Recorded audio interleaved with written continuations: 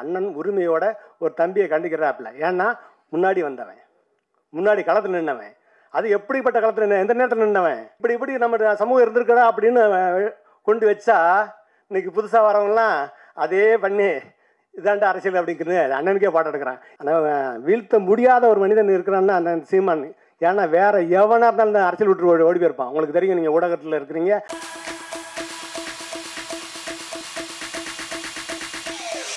இவர் சாதாரண இயக்குனர் அல்ல. அறிவாலும் திறனாலும் சாதிய சாக்கடையில் வாழும் சமூகத்தை கரையின் ஓரம் நின்று காக்கப்பட வேண்டும் என்று சாதியம் தவிர்க்கும் படங்களை வருங்கால சந்ததிகளுக்கு பிரச்சனைகளுக்குரிய கதைக்களத்தையும் கையில் எடுத்து அதற்கு தீர்வும் சொல்வது அற்புதம். அழைக்கிறோம் நடிகர், இயக்குனர், தயாரிப்பாளர் இசக்கி கார்வண்ணன் அவர்களை.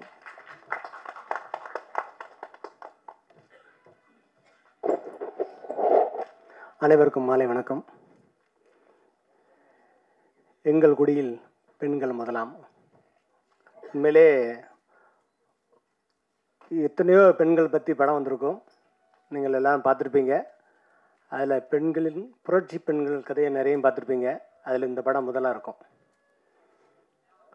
பெண்களுக்கு ஒரு பிரச்சனைன்னா, மண்ணுக்கு ஒரு பிரச்சனைன்னா பெண்கள் தான் முதல்ல வருவாங்கிறது நம்ம ஆதியில் நடந்த சம்பவங்கள்.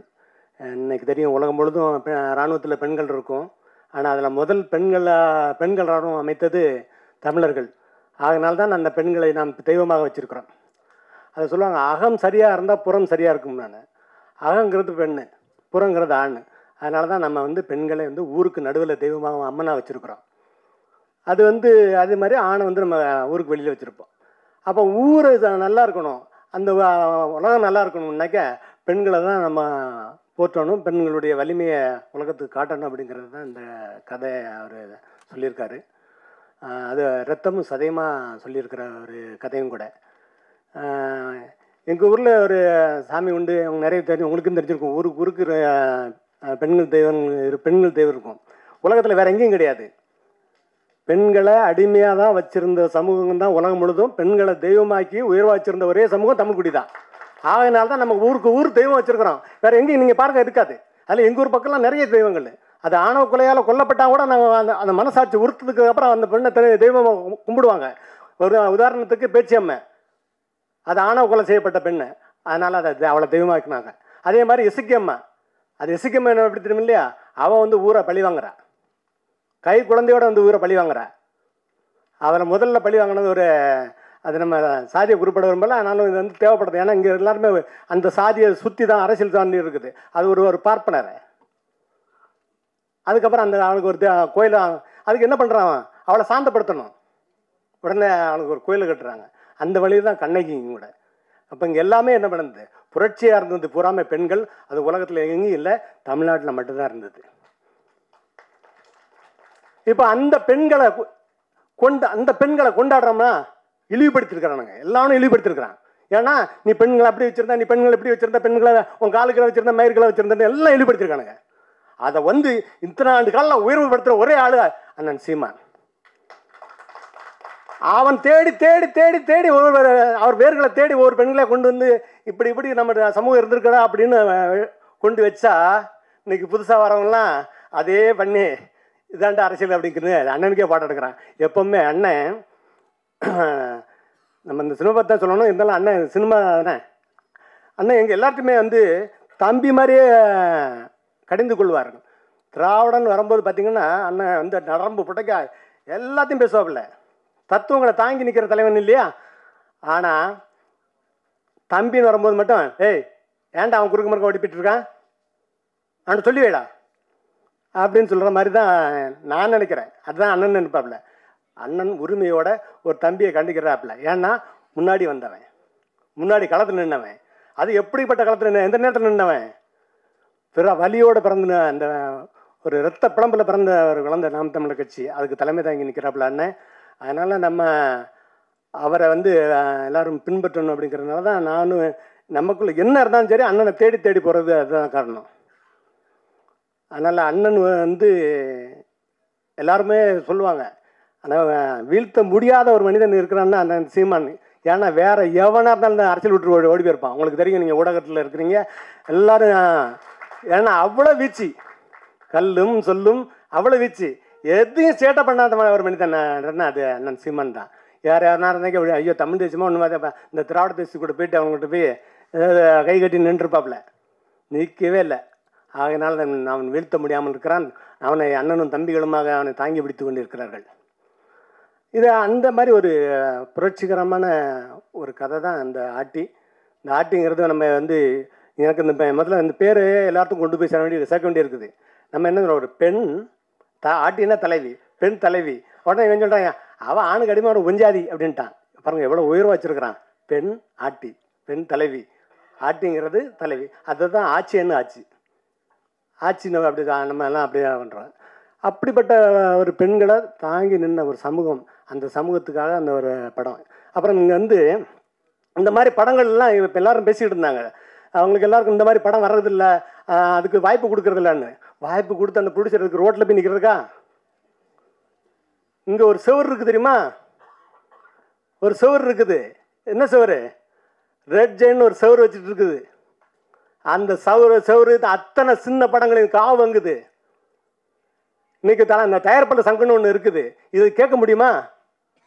இன்னைக்கு அவங்க அதாவது இன்னைக்கு ஒரு படம் மக்கள் ஒரு படம் வந்துச்சுன்னா இன்னொரு கூட ஒரு படம் அந்த படம் பார்க்கறதுக்கு தயாராக இல்லை.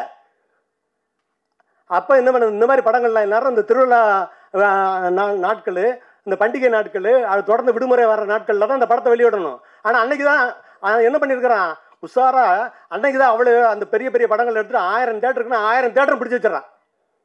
அதுக்கப்புறம் என்ன பண்ணான்னா 4 வாரத்துக்கு அதுக்கப்புறம் சினிமா பார்க்க வரமாட்டான். ஏன்னா ஃபுல் படத்தையும் இதில் செலவு பண்ணிடுறான். நீ கடைசியாக அத்தனை படத்தையும் பாருங்க. இப்போ ஐயா ரஜினி அந்த நடித்த அத்தனை படத்தையும் பாருங்க. அவ்வளோ தான் தேட்டர் எடுத்திருப்பாங்க. கூட வந்த படம் எதாவது தெரியுமா? இல்லை அதுக்கப்புறம் வந்த படம் தெரியுமா? அதுக்கு முன்னாடி வந்த படம் தெரியுமா? யாருக்கும் தெரியாது. நல்ல படங்கள் இருக்குமா இல்லையா? இல்லை, எவ்வளோ கஷ்டமான ஒரு இது இருக்குது. அப்புறம் இந்த கஷ்டமான நல்ல படங்களை எப்படி கொண்டு வருவாங்க? அதாவது எப்பவுமே ஒரு ஓட்ட பந்தயம் என்னன்னா 10 பேருக்கு ஓட விட்டு தானே நீங்கள் பார்க்கணும். எவன் முதல்ல வரான், எவன் 2வது வரான்ட்டு. நீங்கள் ஒருத்தனே ஓட வச்சுட்டு முதல்ல வந்துட்டான்னா என்னடா பைத்தியக்காரன் மாதிரி இருக்குது. அதுதான் சொல்கிறேன், அந்த சுவர் இருக்கிற வரைக்கும் இந்த தமிழ் திரையுலகம் விளங்காத. அடுத்தாலையும் அந்த சுவருக்கு தலைமை தாங்கிற ஒரு இளவல் வந்தாச்சு. சினிமா தான். நீங்கள் ஒவ்வொரு இயக்குனரும் சினிமா எடுக்கணும் ஊருக்கு என்னை மாதிரி வாய்ப்பு தெரிந்து எவனாரும் சினிமாவுக்கு சம்மந்தம் இல்லாத ஒரு ப்ரொடியூசர் நிறைய இருக்குதுங்க. எங்கள் மேனேஜர்லாம் நிறைய இருக்கிறாங்க. அவங்கள்ட்ட கேட்டு பாருங்கள், யாராவது ஒருத்தரை பிடிச்சி வந்துடுவான். அப்படி ஏன்னா இந்த படத்தை எடுத்த உடனே நேராக கொண்டு போய் ரெஜினில் கொடுக்குறோம், ரிலீஸ் பண்ணுறோம், அதுக்கப்புறம் நம்ம ஓடிடிக்கு சன் டிவியில் விற்கிறோம், அப்படி இப்படி சொல்லி ஏமாற்றி கூட்டு வந்துடுவாங்க. 100க்கு 98 பேர் அப்படி ஏமாந்து அதுக்கப்புறம் காணாமல் போயிருப்பான். மறுபடியும் அடுத்த படம் எடுக்கவே முடியாது. நீங்கள் தொடர்ந்து படம் எடுக்கிற ப்ரொடியூசர் இருக்கானா? கிடையாது.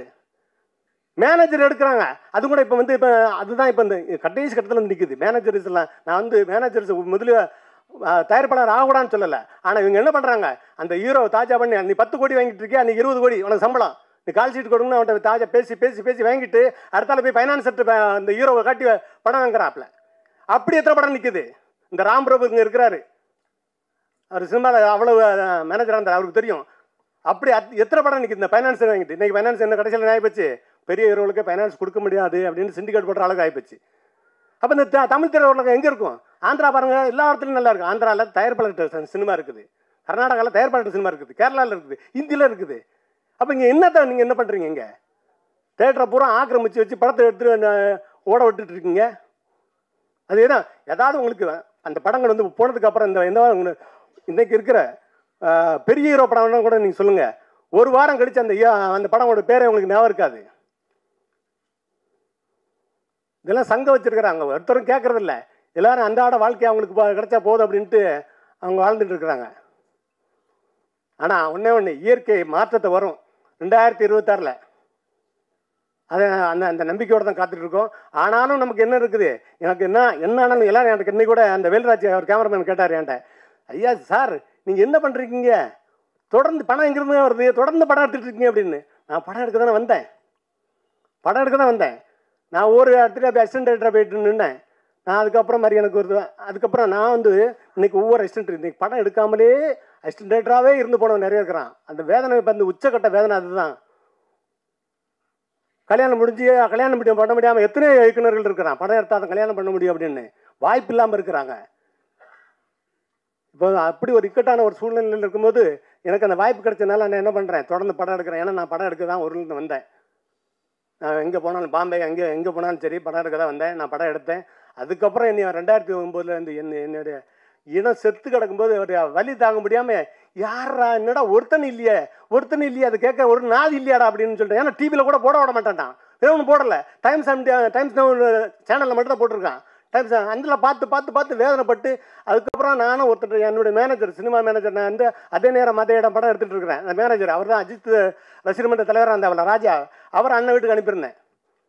ஏன்னா அண்ணன் ஒரு தனியாக இருக்கான்டா நம்மளை போவோம் அப்படின்னு. ஏன்னா எனக்கு அவர் தெரியாது, அவன் மேனேஜராக இருக்கான்னு அவர் தெரியும்ட்டு அனுப்பியிருந்தேன். அவன் போயிட்டு வந்து சொன்னான், டே ஐயா என்கிட்ட சொல்கிறாப்புல, என்ன சார் அங்கே வேண்டாம் சார், ஏன்னா அவர் அங்கே வீட்டில் வந்து ஒரே கத்திட்டு இருக்காரா அப்படின்னா. என்னடா கத்துறாருன்னா, அண்ணா உனக்கு என்னென்ன ஆச்சு அண்ணா, உனக்கு என்ன ஆச்சு அண்ணா அப்படின்னு.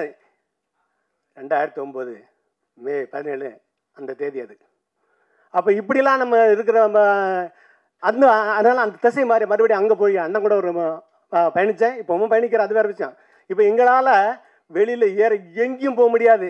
அதனால சொல்கிறேன், எத்தனை பேர் வந்தாலும் சரி, எத்தனை சூப்பர் ஸ்டார் வந்தாலும் சரி, அங்கே அந்த தமிழ் தேசத்துக்காக நீ என்ன சொல்லி சீமான் அவர்களை வீழ்த்து நினைச்சாலும் முடியாது. ஏன்னா அவ்வளோ பேர் அவன் அங்கே தான் இருப்பான். எங்கே போனாலும் சரி தமிழ் தேசத்து அந்த சிந்தனையில் தான் இருப்பான். இப்போ வந்து ஒன்றும் இல்லை, நான் வந்து இது ஓப்பனாகவே சொல்லிட்டு போயிடுறேன். ஏன்னா இந்த கூட்டத்தை பார்த்து மிரட்டுற ஆள் கிடையாது அண்ணன். எந்த கூட்டத்தை பார்த்து மிரட்டுற ஆள். ஏன்னா நாங்கள் அண்ணன் நான் சொல்கிறேன், 2010 நான் கன்னியாகுமரியில் பேசிட்டு போயிருக்கிறோம். முத்துக்குமாரோடைய ஜோதி எடுத்து அனுப்புறதுக்கு. சத்தியமாக சொல்கிறாங்க, அந்த கடை வச்சிருக்கிற அத்தனை பேருமே மலையாளி, ஒருத்தன் கிடையாது. 1.5 மணி நேரம் அண்ணன் பேசினாப்புல,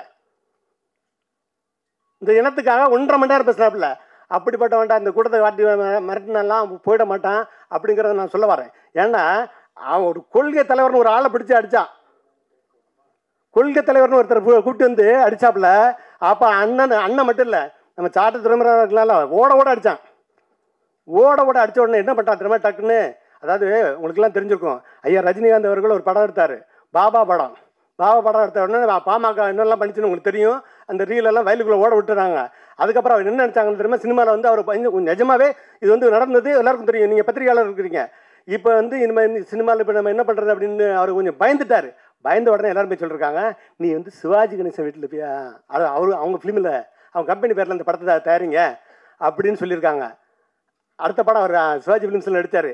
ஏன்னா அவருக்கு பிரச்சனை வர மாட்டாது. அதே மாதிரி இவங்கெல்லாம் எல்லாரும் தமிழ் தேசியக்காரெல்லாம் பெரியார்னு தூக்கி போட்டு அடிக்க போது டக்குன்னு இப்போ எம்ஜிஆர் அண்ணா பின்னாடி போய் ஒழிஞ்சிக்கிட்டாப்புல.